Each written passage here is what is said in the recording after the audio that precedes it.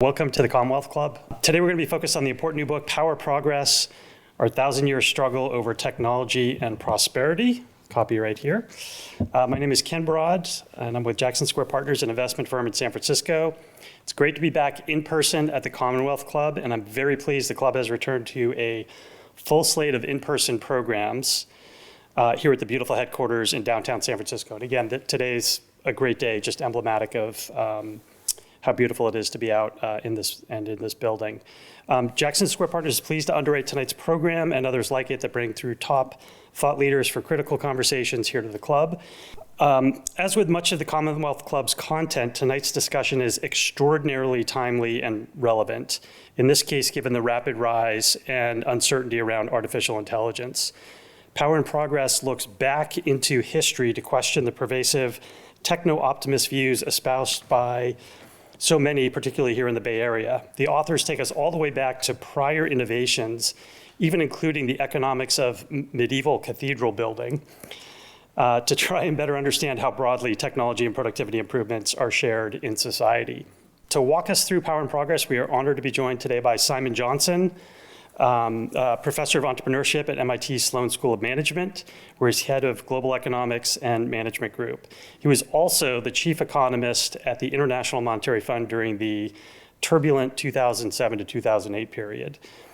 Simon will be in conversation today with Paul Saffo, who has thought a lot about these issues. Paul's a forecaster with over 3 decades of experience exploring the dynamics of large-scale, long-term change. He teaches forecasting at Stanford University and advises organizations worldwide.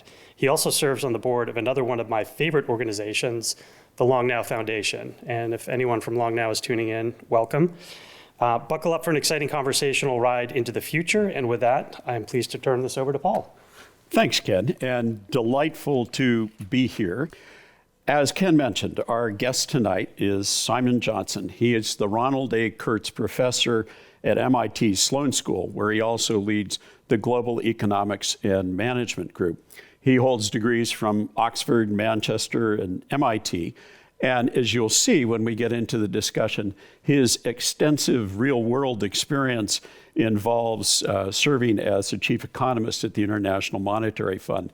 So this marvelous book that he's written, Power and Progress, is really based on lots of practical and direct experience. And I found, next time you got to write a shorter book, because I read it all the way through and I didn't get much sleep Saturday night. So, or maybe do it in 2 parts.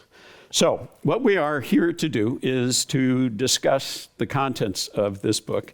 And the title is Power and Progress, Our 1,000-Year Struggle Over Technology and Prosperity. And I can think of no one more qualified to discuss this and to write about it than you. Also, one detail before we begin, I expect everyone's been here before. If you have any questions, please fill in the question cards. Folks will be passing them to me in the course of the conversation. Simon and I will talk for approximately 30 minutes and then hand it over entirely to pulling your questions in as well. For those of you online, just enter them in the chat box and someone will be monitoring that and pass those questions to me as well. So let's get started here, Simon. The 2 words in the title of your book, Power and Progress. Let's start with power. And I loved that you began the book with a quote of Francis Bacon, because, of course, he's considered the father of modern analytic thought and science. And he famously, in one of his later books, he wrote, Scientia potentia est, knowledge is power. So if knowledge was power in 1597, it certainly seems at this moment that knowledge is power today. What happened in between? Has knowledge always been power? I think some forms of knowledge certainly have always been powerful, and controlling fire, for example, that seems to be something that people or the people who came before modern humans were probably controlling that from maybe 2 million years. So that was sort of fundamental to any kind of civilization. And spoiler alert, I'm going to make him talk about something that's in the book. your description of how fire transformed where humans lived was marvelous.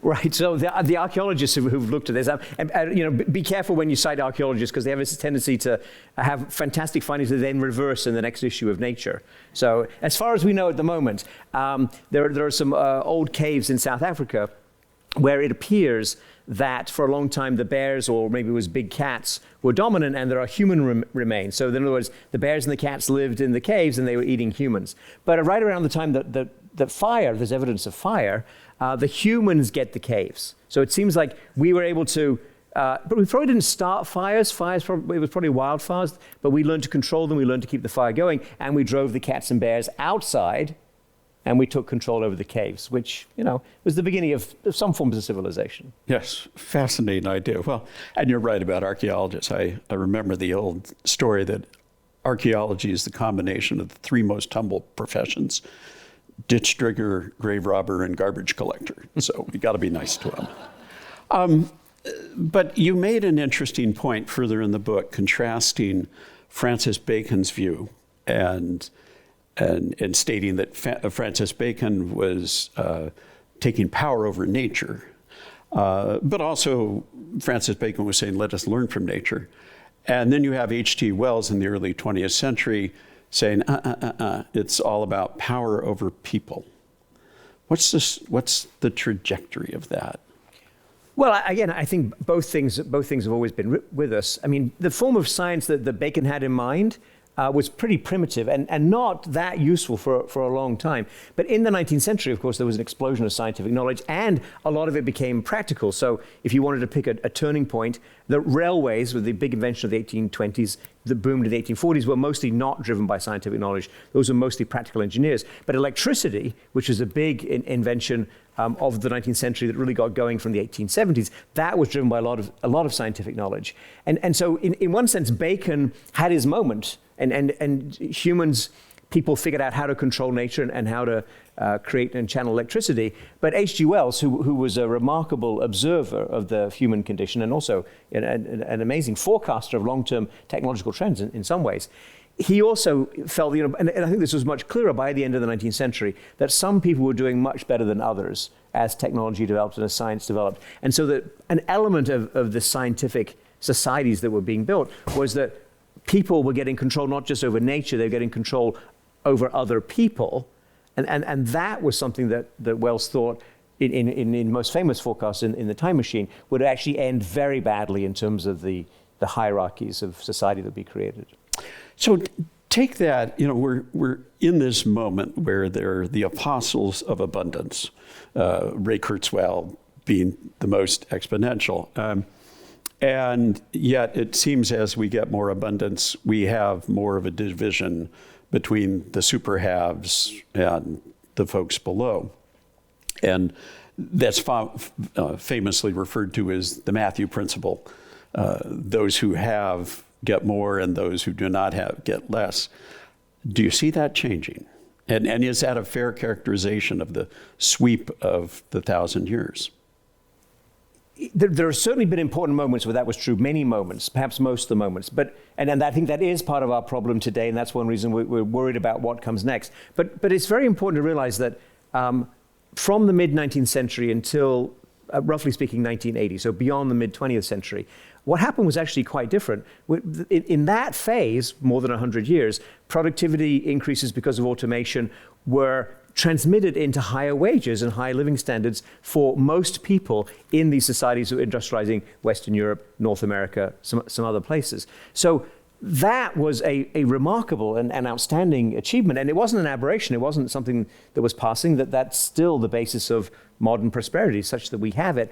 The problem is, since 1980, the focus of society, the focus of companies, I think, has changed. And technology obviously also changed. So the particular version that played out since 1980 is one in which the rich became richer and the poor did not do so well. Right.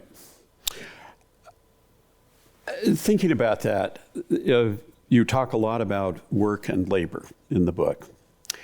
And you mentioned Keynes and his, we're both familiar with his famous 1931 essay, economic possibilities for our grandchildren, which at times I think, having read all the literature since, it still makes more sense. I mean, how did he do that?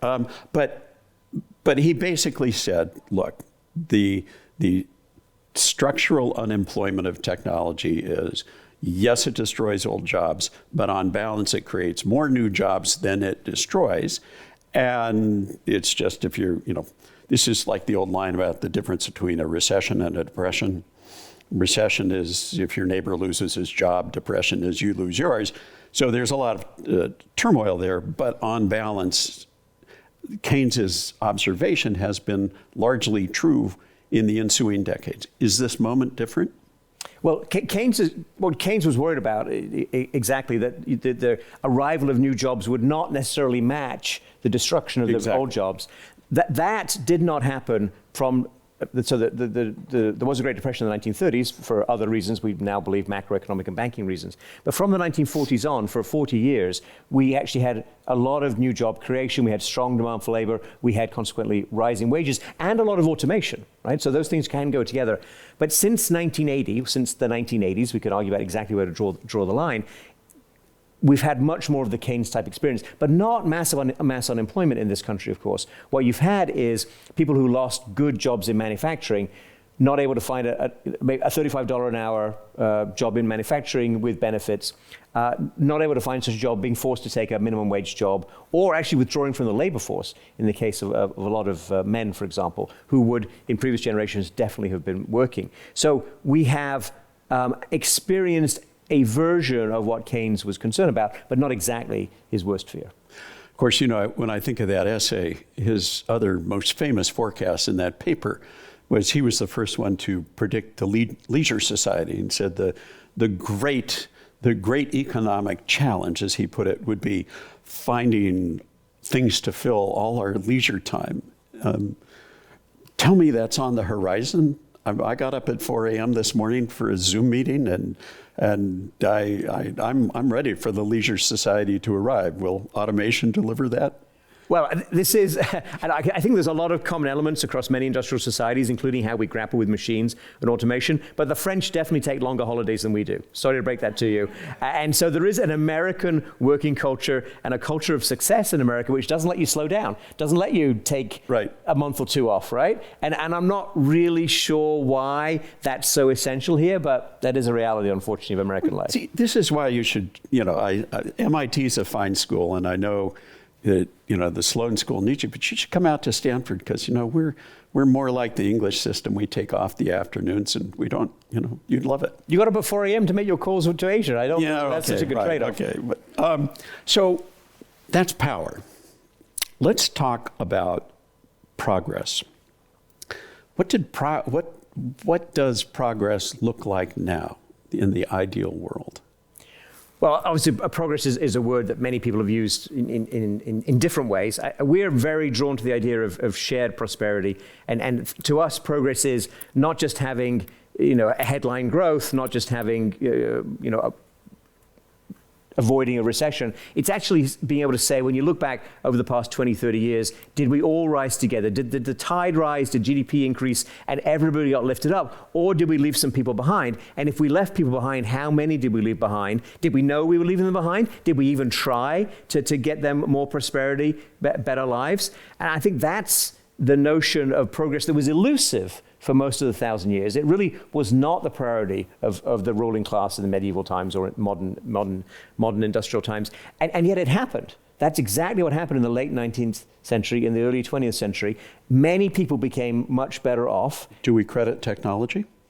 Sure, absolutely. Technology runs throughout the 1,000 years. 1,000 years is a 1,000 years in which, so people have been innovative for forever. So that goes back to the control of fire, it goes back to domesticating dogs, it goes back to beginning of settled agriculture. But over this 1,000 years, there was a pattern of automating work, windmills, water mills, steam engines, railroads.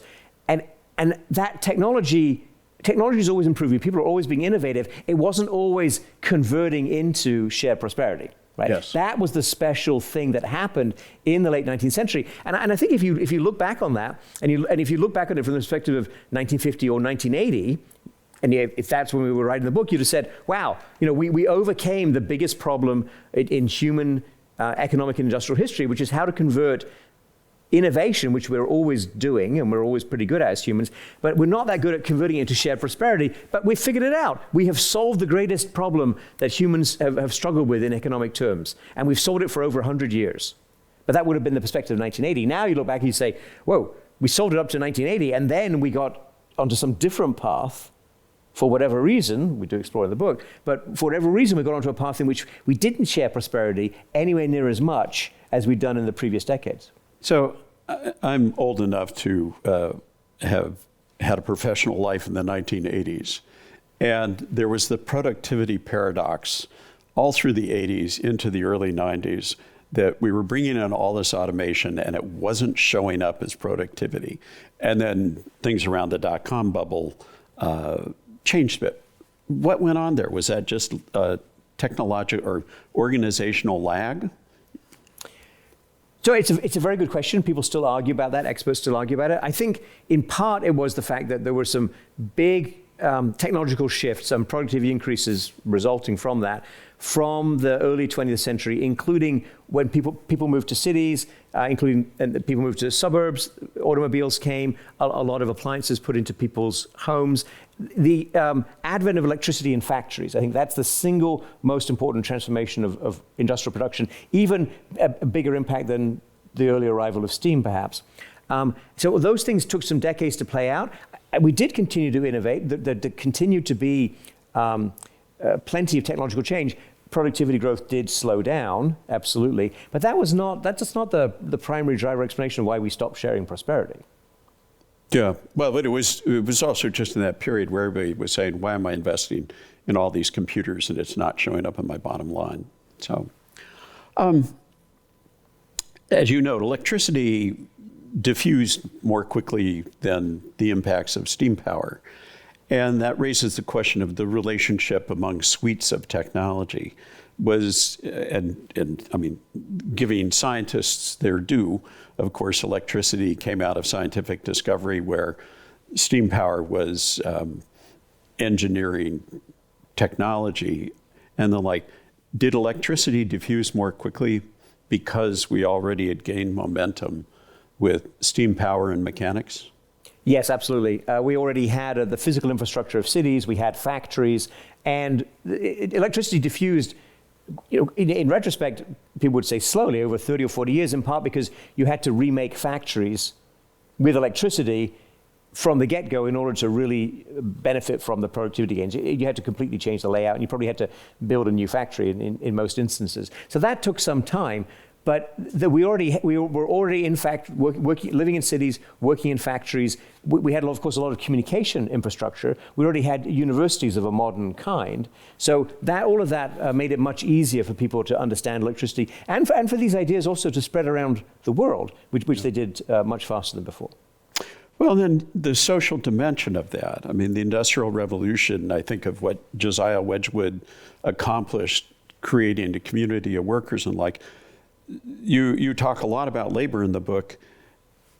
Did electricity advance as quickly as it did because we had created the societal conditions in England where there were people who could take advantage of electric power? Sure, absolutely. But I think the United States, this is the key driver for the adoption of electricity. So, sure. In the 1820s, some people have forgotten, 1820s, the US was a fairly backward agricultural country, at least as seen by Europeans. In the Great Exhibition in London in the mid-1850s, the US was given a very small room at the back somewhere where it had a couple of things to display. By 1890, the US was the leading industrial power in the world, the most dynamic economy. And that's when electricity began to really be deployed. Henry Ford had worked for Thomas Edison. That's where he got the idea. That's where he understood what you could do with electricity. And that was a huge force multiplier for all the other things that were accelerating growth in the US. And we should come back to Edison because he was, in terms of self-promotion, worthy of the most self-promotional people in Silicon Valley. But you mentioned the London, the Great Exposition. reading your book, so I was kidding saying it was a little long. It actually were parts where I said, wait, you got to tell me about, the things that I could see your publisher twisting your arm saying, okay, we got to get this below 1,000 pages and all that. But I was surprised that you did not mention Henry Adams and his essay in 1900, The Dynamo and the Virgin. That feels like such a perfect bookend to talking about Francis Bacon. Well, you can't fit it all in a book this size, unfortunately. So for us here, we're just among close friends. Your thoughts about the Dynamo and the Virgin and what he was saying at that moment in time? I think that there's been a lot of discussion and angst about what exactly is the role of technology in modern society. How important is technology? How much should we depend on technology? Have we become blinded by technology? This is long before students were taking notes on their personal computers in our classes, right, Paul? We should let the audience in on this. We were talking about it, and he said, notice, and I said, students at MIT still take notes on personal computers, because at Stanford, they gave up personal computers 3 years ago, and then they were taking notes on tablets and note to parents who are paying for Stanford tuition at the moment. You may not want to hear this. Now they're taking notes on their smartphones, which, So what I think the question we've been grappling with since Bacon is, and H.G. Wells to me is the person who also wrote about this, and because he wanted to look forward, and I really admire the science fiction writers because they unlike economists, cut themselves loose from any of the sort of existing conventions and what we believe is sort of reasonable things to think the future might hold, and they say let's imagine a completely different future. So the way in which technology powers our society, but also undermines many of the things that we previously valued, it creates new values. How do we think about that? H.G. Wells, I would remind everyone, you might actually know this, is that he wrote a novel in 1914 in which he literally, you have to read the book to believe it, he literally predicted atom bombs being dropped from airplanes as part of a world war. Now, the way that played out was a little vague on the physics, but yes. Totally vague on the physics, not even sure the physicists were more than vague on the physics, right, in 1914. But to have imagined that and to imagine that kind of deep, those deep conflicts and pressures and damage. I mean, not to ignore everybody in between Bacon and Wells, but Bacon also was a science fiction writer. He wrote The New Atlantis, which was the earliest utopian literature. But the big difference I see over that time, as I read your book, is, in the 1570s, 1590s, what Bacon was writing was very dangerous, and lots of people were not talking. By the time H.G. Wells arrives, there is an enthusiastic public that wants to hear more. Right. And so that shift, what's the impact of that shift of ever-growing public interest on the evolution of power and progress? Well, I think that we are in a phase of techno-optimism today, and we have some concerns about that. But I think if you want to go back to an even greater moment of techno-optimism, it would be that period before World War I, when it seemed like every problem that humans had struggled with, how to feed enough, everybody on the planet, how to get past infectious disease, how to transmit signals over long distances. I mean, wireless radio was, I think, a miracle to most people, seen as a miracle. And I think actually that ran into the shock and the horror of World War I.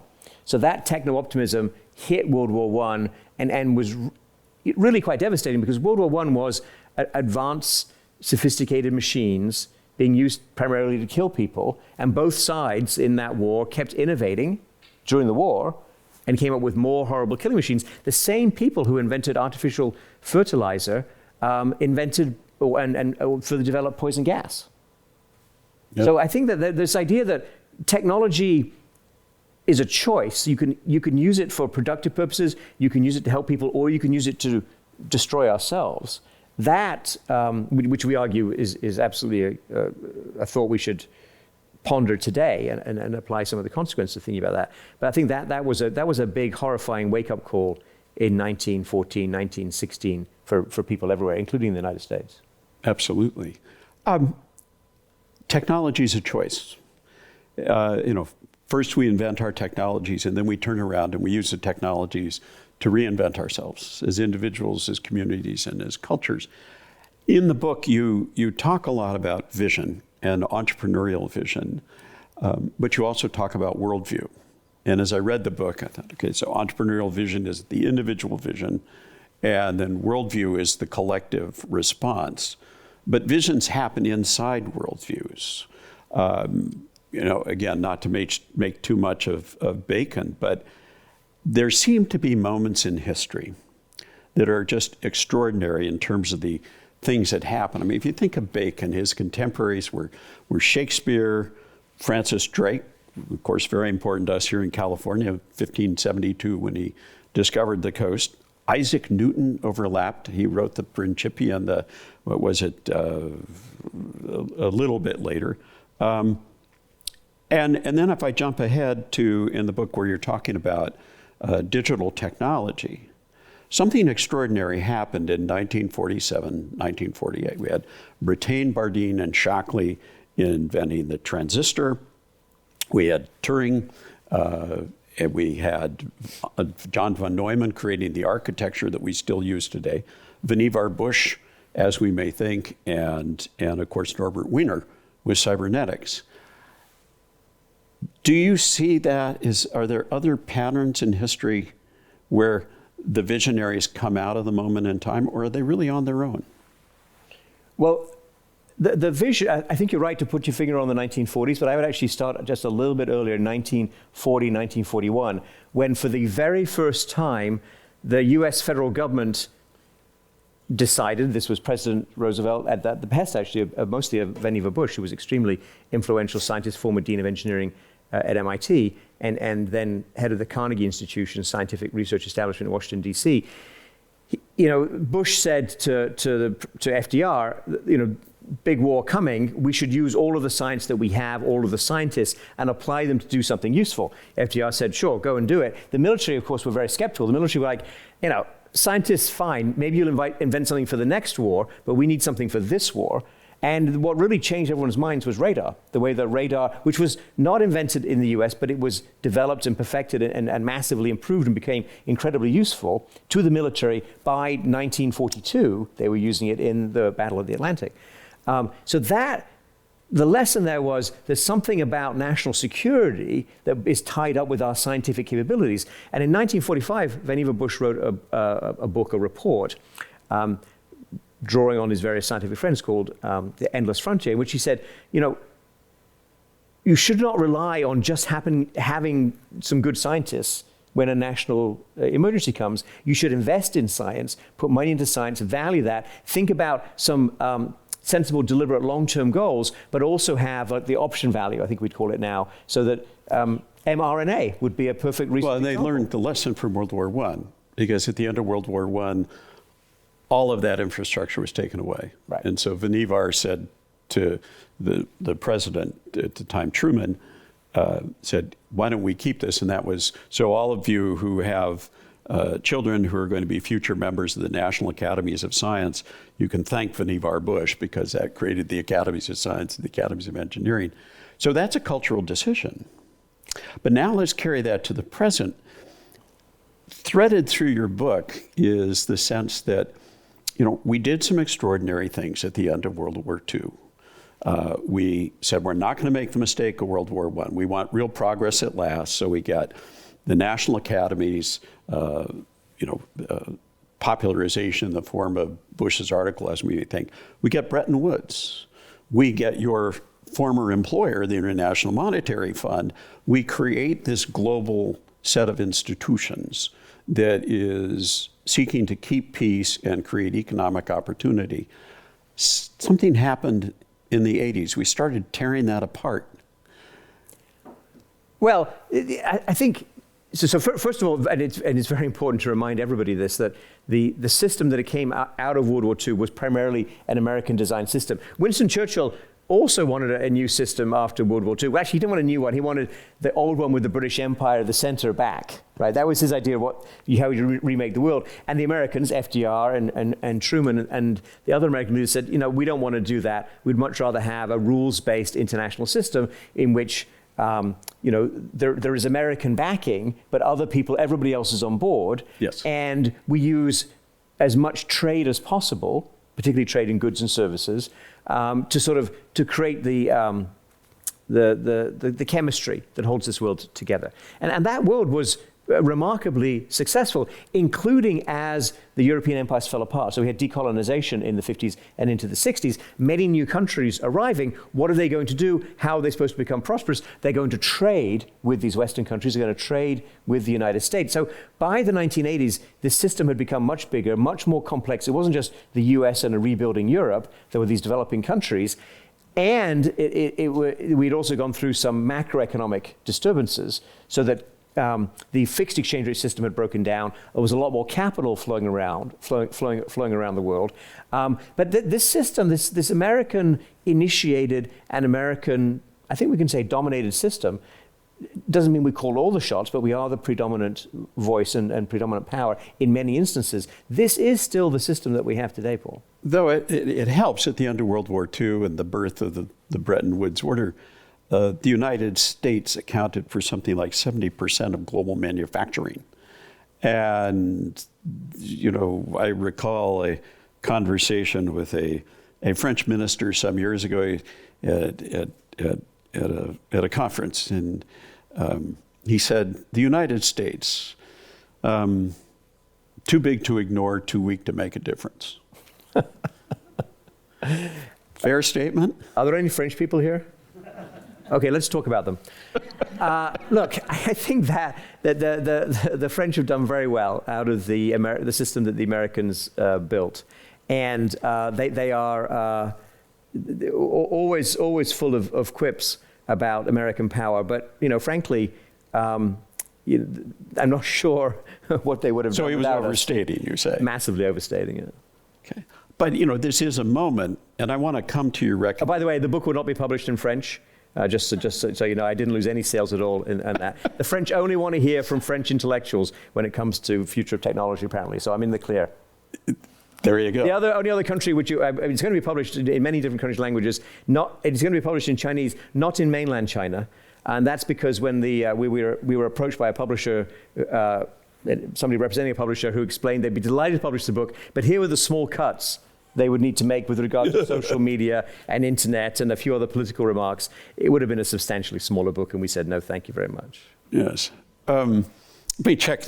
Do I have question cards coming in? Oh, good. Yeah, bring them up to me so I can start looking at them. And I want to get to your conclusions.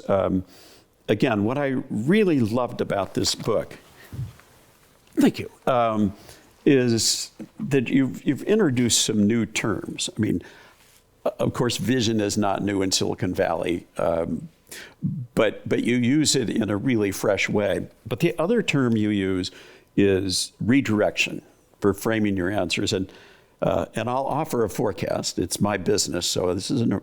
I have a feeling redirection is going to be a term that is going to pass into our vocabulary. This may be the single word haiku that comes out of your book and the like. But before I get to, can we bet on that in the Long Now Foundation? I'm sorry? Can we bet on that through your foundation? I can arrange that. Yes. I'm not sure. I'd have to pick a side, and I'd rather be objective. But I think I would offer the prediction that redirection is going to really catch on. But before we go to that, this is a moment when it seems like digital technology is the solvent leaching the glue out of our global institutions. Nation states aren't looking so great right now, and I think it's showing up, this odd pattern in the last 10 years. It seems to be very fashionable to have authoritarian types as heads of state, and I don't remember that happening lately. But one has a sense that the nation state order is is at least getting wobbly, to use the phrase of a previous prime minister in the UK. What happens with the international order, and how does that affect progress and power? Well, I like the metaphor of the solvent that's dissolving the glue, but I don't think it's the nation states per se. I think it's democracy. See, I think what the optimism, certainly I had. Now. The optimism that I had and we had on the East Coast, maybe in the West Coast, you got this right. On the East Coast, in the 1990s when the internet arrived, it's like, oh, information wants to be free. We can share more ideas. This is more of the same sort of free flow of information that brought down communism and that that led to the collapse of the Berlin Wall. And it's, I think now, 25 years later, we can say that it's not quite so simple. And the authoritarians who were wrong-footed by the first arrival of Facebook, perhaps, and early social media, see the Arab Spring for details, very quickly figured out that you could rebuild even more effective control systems using propaganda, which are very old technique. They learned how to use the technology. They learned how to adapt their very traditional mechanisms of authoritarian control, which is about propaganda, it's about nationalism, it's about turning people against each other, and then plug that in to the digital infrastructure that we gave them, and literally gave it to them for free, and all of a sudden we have some terrible regimes that are more powerful and harder to shake, more aggressive in some cases than we've seen since the 1940s. And, to give the French their due, since we were a little hard on them earlier, as you were talking, it reminds me of an observation that Jean-Jacques Servan-Schreiber once said, where he said, technologies of freedom inevitably become technologies of control. That was a good prediction. I'll go back and check the original French and make sure you're not being too generous, but that's a very good call if that's what he said. And of course, the obvious conclusion to draw from that is, if that is the case, then it means one must have constant revolution. Well, I think we have constant revolution whether we like it or not. I think that's part of the what it means to be such a technology-centered society. True. So let's talk about redirection. And you, in the book, you create 6 proposals for where we need to redirect things. Take us through that. So let me just make sure everybody's got a little bit of the context here. So what we argue in the book is that, and this is leading up to the discussion of artificial intelligence and what artificial intelligence is and is not, and could be and perhaps is not yet determined to be. So a lot of focus in computer science and in the technology industry over many decades, and many waves of artificial intelligence, including some AI winters, was machine intelligence. So there was a desire, perhaps even an obsession, to create a machine that would be as good as humans in some specific tasks. I'd like to invent an algorithm that can beat the top human chess player, for example. Well, that's a machine intelligence. And once you've got that parity, or you've exceeded human capabilities in some specific tasks, you find a productive use for it. So let's replace the grocery store clerks who check people out check you out when you buy your groceries. We'll replace those clerks with self-checkout kiosks. So machine intelligence, machines replace people. But here's the thing about those kiosks. They do raise the productivity of the grocery store if you look at amount of groceries sold divided by the number of workers. But the remaining workers don't get higher wages. The remaining workers don't have higher productivity. What you've done is you just replace some workers with machines. What we think you should do, and this is the point about redirection, is, and we're not saying that you have to stop innovation or that you can actually stop people pursuing the machine intelligence. I think they're too powerful and too far down that road. But in addition, you can and should develop what we call, this is our term, machine usefulness, but we're standing on the shoulders of many other computer scientists who worked on aspects of this in the past. It's just that did not become the predominant strain. So what's machine usefulness? So there's a company, this has now been documented by my former colleague, Eric Brynjolfsson, your colleague at Stanford now, and his co-authors. There's a technology company, technology services company, where their customer service reps now, when they receive an incoming inquiry like, why is my computer not working? They see both the incoming text from the customer, and they have information from an artificial intelligence program that is analyzing the text in real time and comparing it with all of the accumulated knowledge in that company and perhaps more broadly. So that, in other words, this program is helping the customer service rep do their job. It's not trying to replace them, it's giving them some additional tools. And according to Eric and his co-authors, it boosts productivity considerably, 10 to 15%, including for workers who are relatively low skill, don't have a lot of experience. So that's a different emphasis. It's not replace the workers, it's make the workers, particularly those who don't yet have a strong track record or a ton of experience, make them more productive. That's the redirection that we want to do. So let's go deeper on that. And also, I just want to note, we had a pact that we would not mention AI for the first 30 minutes. And we did pretty well on that. Awesome. We were 34 minutes in when it got invoked. And you go into great depth about this in the book, though I think you give Norbert Wiener more than his due, but I know you're from MIT, so you have to do that. It comes down, the debate is between AI, artificial intelligence, machines that replace us, versus IA, which was, so AI is John McCarthy, 1956 Dartmouth Conference. IA, Doug Engelbart, also at Stanford, a little ahead, intelligence augmentation, that we use the technology to make us more effective, and they're helping us with decisions, making us wiser, and making us better. Which one wins? Well, the one that's won so far is the first. It's the machine intelligence, it's the replace people. And that, I think, it's a very unfortunate particular intellectual tradition, but it's also been a big focus of corporations since the 1980s. I think globalization has played a role in this. The attitude of corporate leaders to their workers changed a lot from the 1980s. Prior to that, it was much more looking for the win-win. Subsequently, it was much more about how much can I brag about squeezing the workers in my quarterly earnings call. So that's, I think, the one that's predominant. However, the Doug Engelbart alternative, which we call machine usefulness, helping us do our tasks, that's not dead, and it's still there. And I think we want to augment that and encourage that and pull the vision of what can be created in that direction. So yes, it's a redirect, absolutely. But I think it's also, the machine intelligence is going to keep going whatever you do. I think we're trying to there's a second leg that's been neglected, it's been too weak, and we're trying to encourage more people to move in that direction. The intelligence amplification. Yes, intelligence amplification, machine usefulness, absolutely. By the way, do you know how the McCarthy came up with the name AI? I think, well, certainly they were looking for a marketing term and a way to defend their grant, and they didn't like cybernetics because that was owned by some other people. Well, in particular, so this was Stanford versus MIT. Well, McCarthy wasn't at Stanford at the time. He detested Norbert Wiener. And he considered, cybernetics guy. Yeah, and Norbert Wiener coined the term cybernetics, which is a marvelous term that nicely captures IA.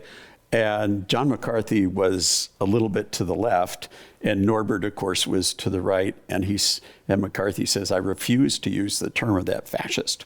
And so, quite by accident, we got this absolutely captivating term. It is a brilliant term, I have to say. I mean, the fact that no marketing genius was involved in it it makes it even more impressive. And if we'd done something like, if we'd called it Fluffy Bunny instead, we probably wouldn't all be worried about being overtaken by the AI overlords today. Or we'd be a lot more worried about fluffy bunnies. True enough. So we should get into some questions here.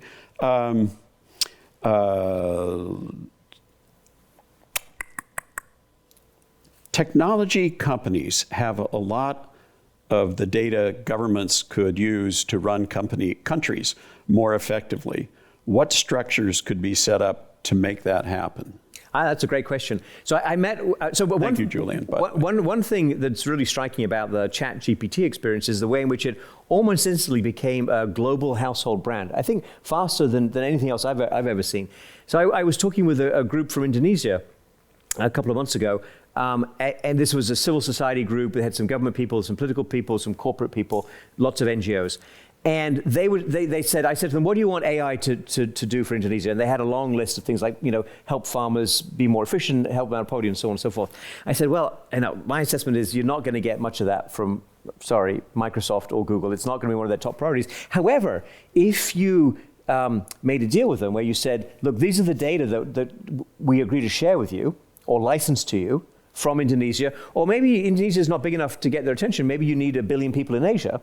And in return for access to that data, which can be used to develop algorithms for us and for other countries, we would like you to work on or help us solve the following problems using AI. That's an interesting trade, right? So that's using not just the data, but also the models of the dominant tech companies of the moment to solve the problems that Indonesian civil society would define, would recognize, would measure. That trade, I think, is a possibility. I don't think it's the top priority for the government of Indonesia or the tech companies right now, but that's absolutely a possibility. So at an extra national level, what about NGOs? What about your former employer, the IMF? Well, the IMF is an important part of the world financial infrastructure, and they do try to stay up with the technology. I don't think they have a fairly limited focused purpose. They are not charged with managing data, protecting data, sharing data on reasonable agreed terms. And that's part of the problem, I think, is that these institutions that were set up in 1944, the Bretton Woods institutions, IMF, World Bank, and then what became the World Trade Organization, they were set up in the world of 1944. And adding on to that structure, for example, you could have a big data, global data, public interest organization, except you can't create that sort of thing these days. It's very, very hard to create any of these new groupings, and that one, I think, the industry would not be excited, and you'd find it very hard to make progress on that. Now, in your redirection suggestions, one of your 6 recommendations was we need to rethink privacy protection and data ownership. What does that look like going forward? Well, look, I think it's a very uncomfortable reality that much of the data that we've all shared and put out in forms that we knew we were sharing it, but we thought we were sharing it on a limited basis, that data has become used, as far as we know, to train these algorithms. So, for example, photographs that people put on Facebook are almost certainly being used to train facial recognition software that is being used to do what? Well, impose a lot more surveillance in the workplace, tell the boss who's a good and bad worker based on gestures or movements or other actions, and maybe to discipline workers or fire workers. I mean, that use of our data without our permission, without our express permission, I think is not acceptable. It is very hard to pull that back now, but finding ways to help people organize themselves so they can protect their data and so they can agree to license the data or not, I think that would be a very positive step. So it sounds great. And the Europeans have been talking about transborder data flow protections since the 1980s in the Reader's Digest case. Meanwhile, we have China.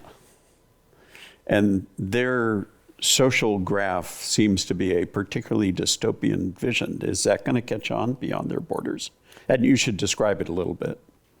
Yes, well, I think everyone in this audience is aware that China has a very different attitude towards privacy and towards data protection and what belongs to you as an individual than we have in the United States. And Europe is much, much closer to us than they are to China.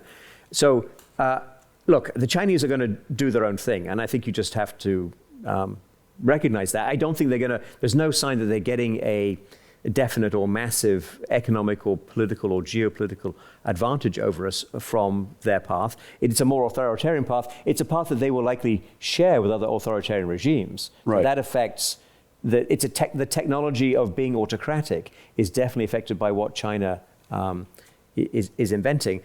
I think we should find ways to invent things that make sense for ourselves, find ways that are consistent with our definitions of dignity and privacy and protection against the state and protection against large corporates in the United States.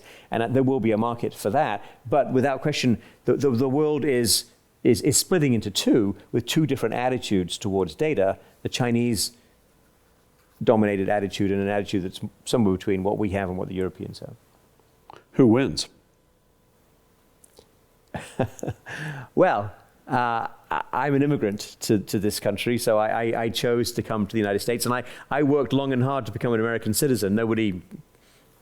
Right, and I'm a former colonial, but we like you guys, so we're glad you're here. So I'm very optimistic about the United States. I know it's not always very fashionable, and I know that not everyone loves the political system here, but I think our ability to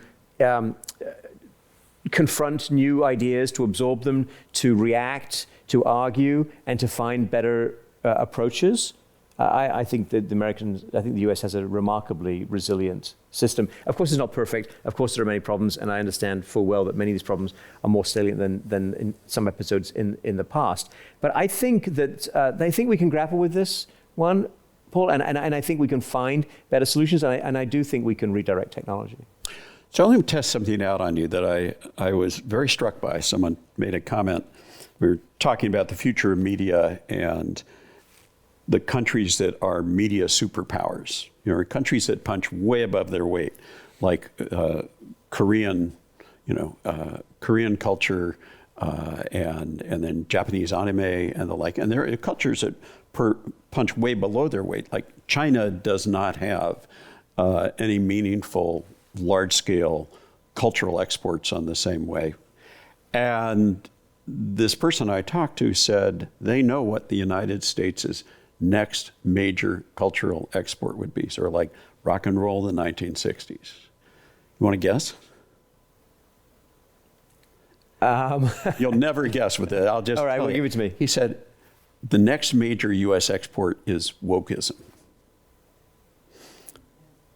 And I was it just knocked me off balance. And I thought, there might be something to that as a structure for minority cultures to express themselves.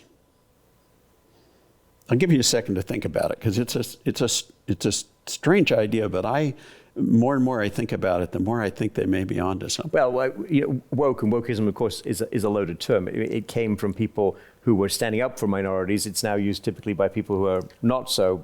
Yeah, no, he's saying in the sense of people standing up for themselves, this idea that smaller cultures will be able to express themselves on the media stage is what they're saying. Well, good. I mean, that seems to me to be a very powerful and sensible idea, and the technology absolutely lends itself to that, including because it becomes so fragmented. Yeah. I guess we didn't cover this thoroughly at the start. TJ asks, what is the definition or definitions of progress? He says that you explore in the book, but I would just put up to give us your definition of progress. So by progress, what we mean, or the part of it that's absolutely central, is shared prosperity. So again, the economists actually use this term. It's a very common term, technological progress, by which it's often interpreted as meaning when the technology changes, better things happen. But actually, historically, that's not necessarily the case. There are many instances, we go through them in the book, where the technology changes. Some people do well, the rich get richer, we talked about that, but many people don't benefit. In fact, there are some technologies, when they were adopted, that actually made things worse for people. The most spectacular and horrible example, which I think still has to be mentioned, is the cotton gin. The invention of the cotton gin, which was coincident with the big increase in demand for cotton from Britain because of the Industrial Revolution. Cotton gin made it easier to cultivate upland cotton, which grew away from the East Coast of the United States. So enslaved people were moved forcibly from the East Coast, where they'd been involved in agriculture, tobacco, and so on. They were moved to the Deep South. They were moved onto cotton plantations. The movement was absolutely horrible. The way they were treated on the plantations was terrible. All the evidence that I've seen and the work of the experts says that those conditions did not improve between independence and the Civil War on the cotton plantations. And that was made possible by the technological change and in a particular global environment. So those enslaved people became worse off as a result of that technological change. So we're looking for progress as in technology that changes in a way that benefits everyone or almost everyone or as many people as possible. So progress is technologies that create shared prosperity. Well, look, yes, but it's not necessarily inherent in the technology. It's how you use the technology, right, and how that technology sits in a set of institutions and power structures. Right. So we've had instances like the cotton gin, where a technological innovation preserved an old power structure. We had one in the United States. I think it actually worsened the old power structure because Made it Deep even South more was not pervasive. growing cotton until the gin made it possible. Yeah. Well, and there are things like U.S. Social Security system was on the verge of collapse in the 1950s when UNIVAC arrived just in time, and that delayed any incentive to try and come up with a different system. But a key part of shared prosperity, in the book, you note that shared prosperity in the middle part of the U.S. century was not an accident. Labor unions really played a critical role. And with that, the deeper notion of what E.P. Thompson wrote about, the notion of a moral economy. How do you shape a moral economy today with this technology? So I think the key lesson in this regard from the British experience and the American experience and everyone else who was early successful industrializer is you need some countervailing power. Because what industrialization did was create very big firms with a lot of capital and a lot of political sway. I mean, this is what Karl Marx pointed out. The reason we didn't end up the reason Karl Marx's prophecies about the future of capitalism or the collapse of capitalism were not true is because we developed countervailing power, as in more pressure for democracy, expansion of the franchise, trade unions is a key piece of that. And of course, the fact you'd pull all these workers into the factories made it easier to organize trade unions because they were coming to work, you'd synchronize their lives and you'd push them into the same working conditions, whereas before they'd been working in a much more dispersed manner. So that countervailing power was really very important for making sure that the higher productivity that was delivered by technological improvements was converted into higher wages and created a genuine middle class. So historically, in that moment, unions played a very important role. And you've noticed that, you've noted in the book, All Is Not Lost, you give the example of Starbucks employees, how they created their own union without the help of union organizers.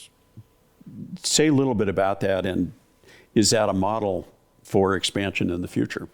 So I think we're all looking for models, and in the book we're examining potential countervailing powers that can develop. And certainly there is a role for trade unions, and I think that we're encouraging people to organize effectively, and particularly in a context where they can participate in and help improve productivity and gain the benefits from that. But there is a very important caveat here, Paul, as you know, which is if the union sets the wages and sets the wages high, but management controls the technology, and the technology is AI of the machine intelligence version, then what you're going to do with that high wage is accelerate the process of automation and replacing the workers. And I was recently in conversation, this is on a podcast that's been published, with people involved in the writers' strike, the Hollywood and TV studio strike. And I said to them, if I were on the other side, the producers, I would offer you a really high wage and in return for allowing me, the producers, to control the technology. Because then I can tell you that in 5 years, you're not going to be employing anywhere near as many writers. In fact, Music, Las Vegas.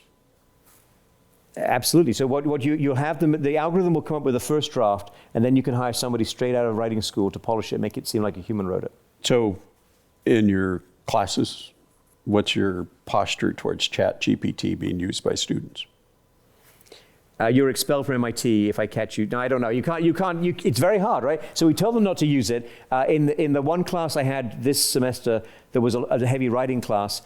We did say you can't use it, but we also made them present in class and do things that I know was them, not the algorithm. Right. But it is a problem. I mean, MIT does allow you to use a pocket calculator, right? And that's exactly, for me, that's what ChatGPT feels like. I think it's going to become like a pocket calculator, but we also want to make sure that people learn some math so they can understand when the pocket calculator, when you put the wrong numbers in or you press the wrong button, you realize it's a massively wrong answer, right? So you need to develop the mathematical intuition, then the calculator is a powerful tool. That, I think, is exactly where we will go with some forms of AI. But that's going to have big job consequences, even in that form, right? Well, in my class, the first day of classes, winter quarter, I said, okay, I expect everyone to use ChatGPT. And just tell me when you're using it, let's see how it works. Because I think it is just like a in the current form like a calculator. A week later, I said, okay, stop using ChatGPT, switch to u.com, because that'll do your footnotes for you and save you time. And so through the whole, we kept saying, well, stop using it, use the next one, which leads to a question here from Dan. Actually, it's an observation that I want you to react to. ChatGPT seems to be completely outside our historical changes because of its speed of diffusion, its deep cultural penetration, and its monopoly potential, as well as its political dangers. Comment. Oh, I like that statement. Can I use that on my book tour? Is that okay? Yeah, there you go. Right. I'll take that with me.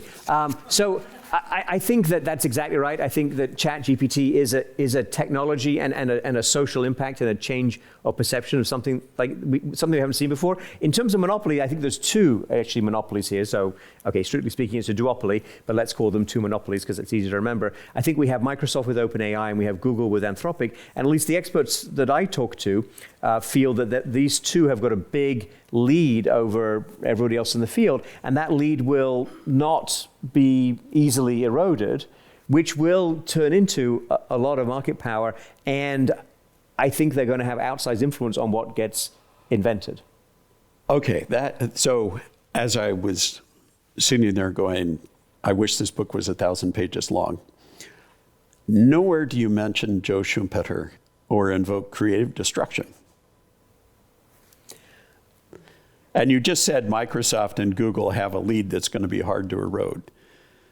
So I do think that the Schumpeter thesis that creative destruction, that that incumbents are always overthrown by the next thing, I do think it's very important. And we do, as it happens, have an op-ed that's sitting with a newspaper, might get published, which does use that idea. So I got some add-ons. I got some add-ons for the book here. But I think that Volume 2, 1,000 pages. Perhaps. But I think the concern is that so think, for example, about what happened when the world became digital. Or even when we had in the early stages of the internet, a company like AOL, which seemed very strong, and then it was displaced by all the things that came afterwards. Because the biggest digital players are already so good, because they have so much data, and because a lot of it's about how much computing power, compute you can buy, right? So how deep are your pockets? It's not at all clear that this. And because it appears there are big economies of scale in the large language models. So if these things are true, that's a big advantage to the existing digital incumbents who, hat tip Schumpeter, OpenAI developed and ran fast outside of Microsoft's structure. Initially it was a non-profit, right? Before going to them for capital. So there is a piece of which that fits the startups are disruptive, but then there's the acquisition or the merger or whatever we call the marriage between Microsoft and OpenAI. So that seems to us at this point to be monopoly inducing. So we're right up at the end of time. I have a last question that I would love you to answer lightning style. And I don't even have to answer, it's two questions.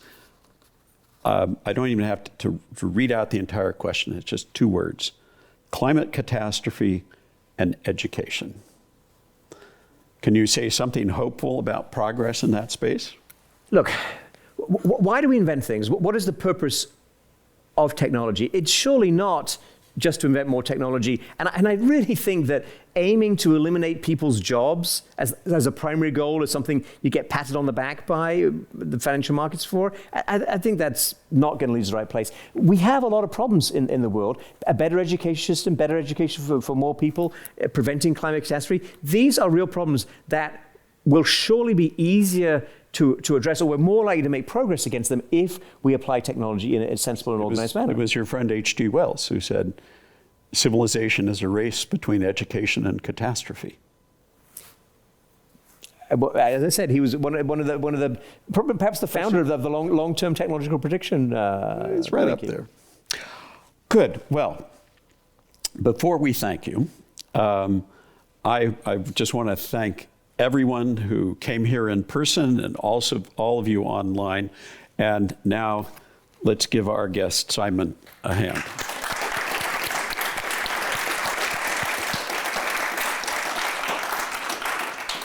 And also special thanks to Jackson Square Partners for its support of this program.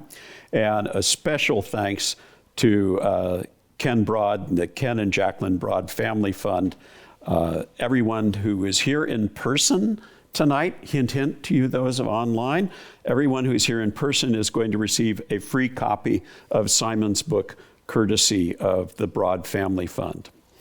This program and others like it will soon be online at the club's website, and again, which is www.commonwealth.org. This meeting of the Commonwealth Club is now adjourned. Thank you.